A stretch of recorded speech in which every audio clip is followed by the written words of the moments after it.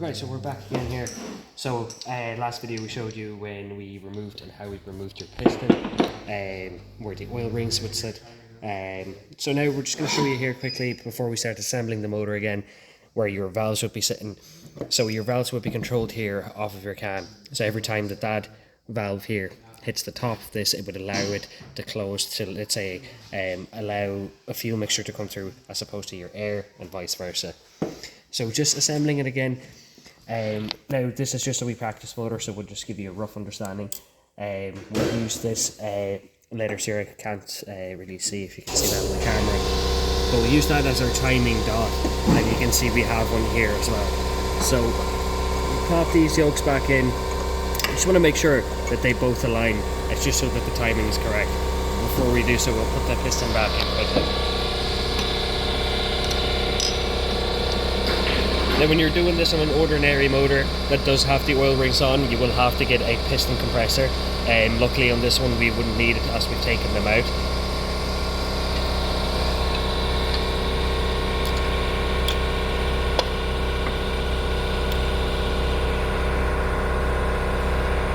And that just slides in there with your connecting rod back here.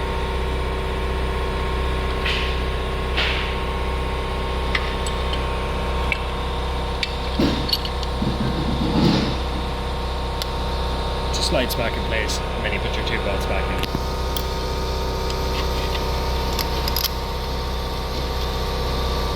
As you can see.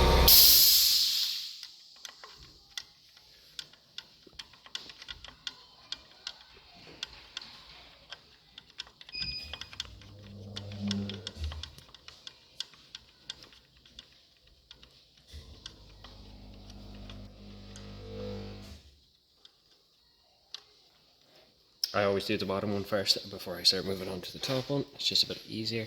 Just holds your cam rod in place.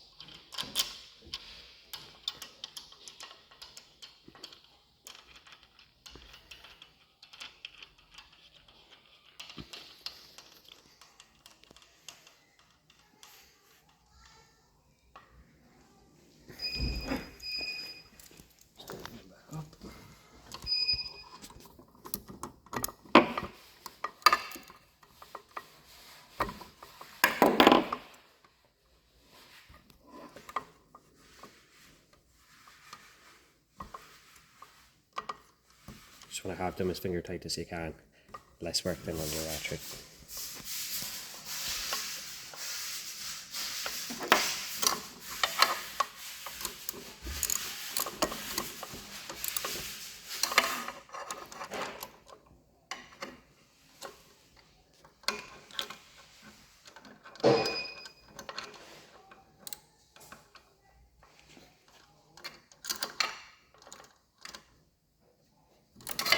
So that is our piston back in now. As you can see, she's moving freely up and down.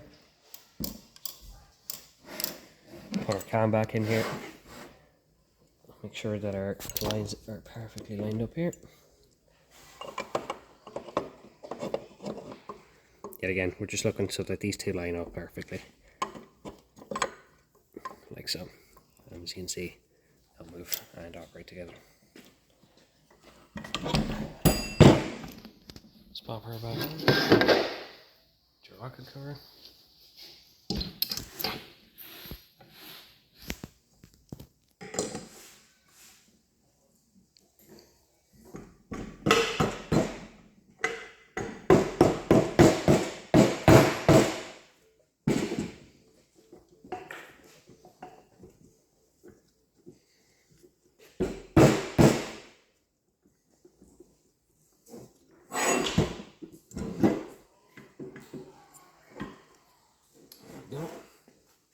And all we are doing here is we're just reversing our steps here.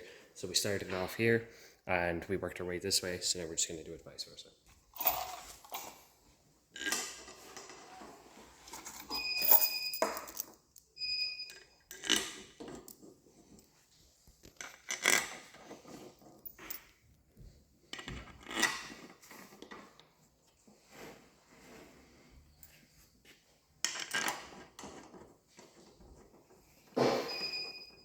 And at any time, if you feel there's a bit of resistance on a bolt, you can screw it in by hand.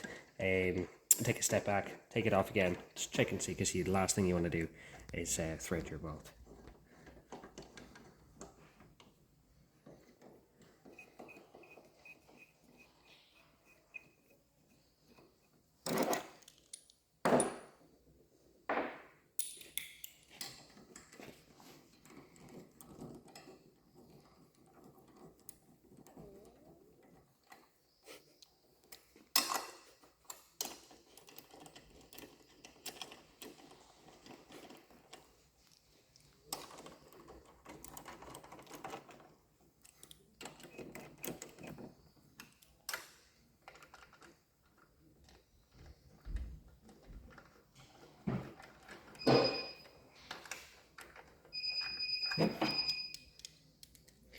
Now there will be torque specs to these, but they'll be given to you by your instructor.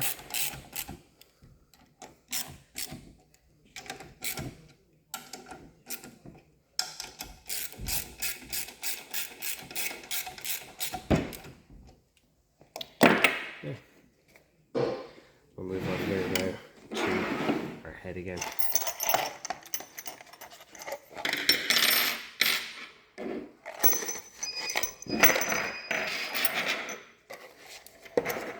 So when we're putting the head back on, I would always advise having your gasket and your connecting pins together.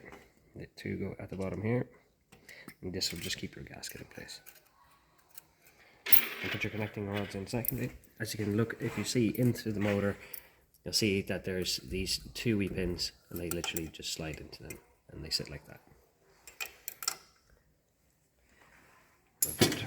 Here.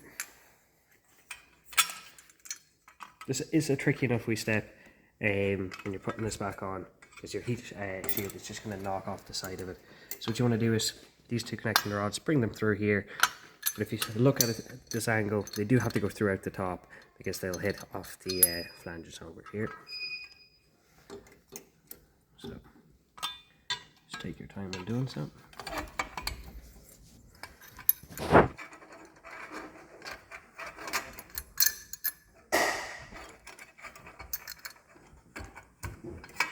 Or if you want to make it this way.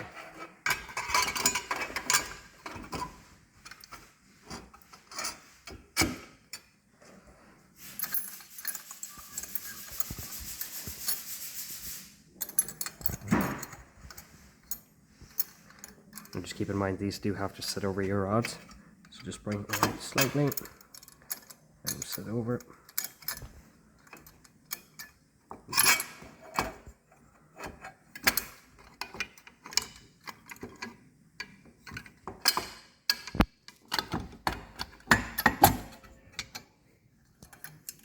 And it's all trial and error, so do take your time, have a bit of patience.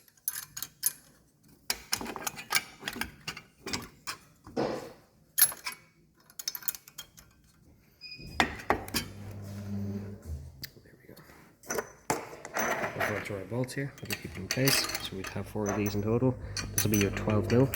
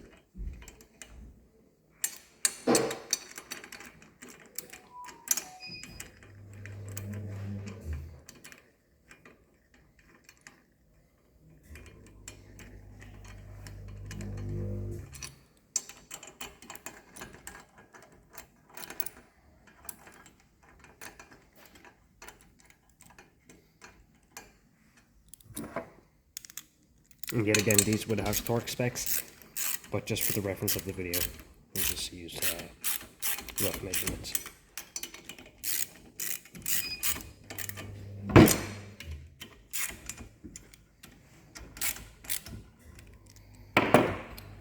Now, we'll move back here, just by putting your casing back on. Make sure that your gasket aligns.